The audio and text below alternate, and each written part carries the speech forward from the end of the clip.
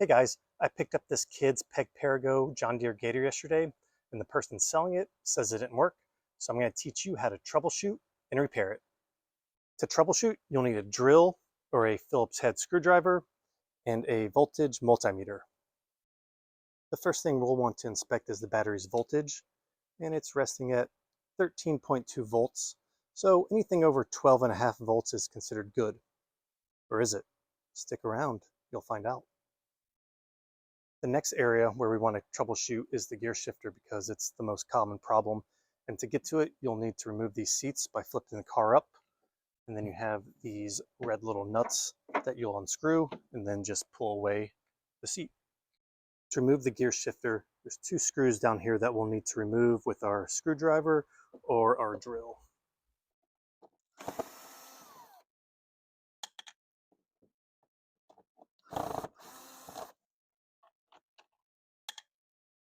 Once those two screws are removed, just pull up and you'll be able to see this blue box that's connected to the gear shifter. You might be able to pull it right off. If not, you'll just bend these two tabs back and you'll be able to remove it from the connection points. We're going to use our voltage multimeter to check resistance. It's going to be that symbol on your unit. When it reads 1, that means there's an open connection or there's resistance. And when there's no resistance or reading 0, there's a closed connection. So we're going to start in low gear, and we're going to check this side. We're going to check that one, and then the bottom one, that should read 1, and it does. This should read closed, and it does. So let's jump onto this side. The bottom one should be open, so it is. And then the top one should be closed, and it is. So low gear works, we're good there. Let's move to high speed. These should all read closed or 0. So that's good. That's good. Let's jump over here. Closed and closed. So we're good.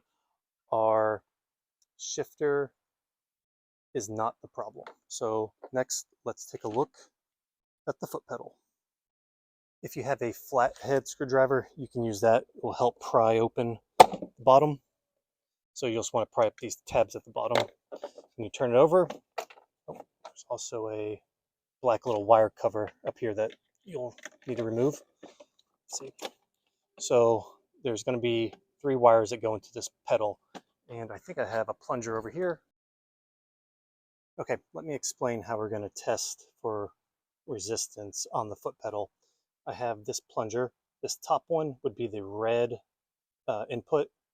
The bottom one is going to be the blue negative, and this one in the middle, when you push down on the pedal, your positive is going to connect and it's going to come out on this end on the white. So when we push down, hopefully our resistance drops to 0.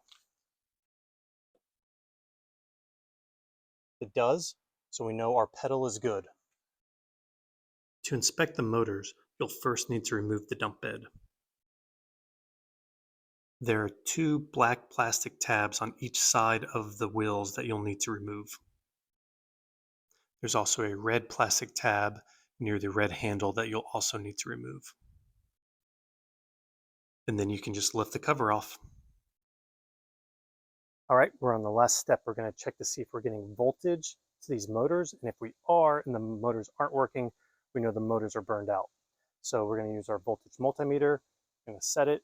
We're going to put our positive onto the white, negative onto the black, and then we're going to push the pedal and see if we get voltage to the motor. So there's no voltage coming to the motor, which means it's not going to work. What could it be? We had a dead battery, but the voltage showed over 13 volts, right? Well, it didn't matter that when there was a draw on the voltage, there was a significant voltage drop and it wasn't getting to the motors. So I have a brand new good battery that I've hooked up. Now we're going to test it. Okay, we have our new battery hooked up. We have our voltage multimeter tied into this motor to see if we get voltage to it. If we get voltage and it doesn't work, then we know the motors are bad. And I'll leave links to the products, replacement products in the description of this video. Yeah, if you're getting voltage and it doesn't work, you'll need to replace the motors. It comes in a gearbox motor combination. They're super easy to swap in and out. If you found this video helpful, please leave a comment saying thanks, this was great, or thanks, this was really helpful. You can also like and subscribe, but if you leave a comment just saying thanks, that means a lot to me. So let's give it a shot. Let's see if this works. After all of that, it was the battery. I would have thought that it probably would have been the gear shifter, but sometimes you're surprised, and that's why you just need to troubleshoot these 4 areas. If you get a used Power Wheels or Perego or any ride-on, just go ahead and replace the battery. And if you're doing a power tool battery swap conversion, I'm selling a product on Amazon that it's a digital voltage display, so you'll be able to see the voltage on the dashboard, and you'll be able to monitor the battery life, and you'll know when to replace it, because if the voltage drops under a certain level, you're going to ruin or kill your battery. So I'll leave links to all these products in the description of the videos. Again, hope this was helpful. See you guys later.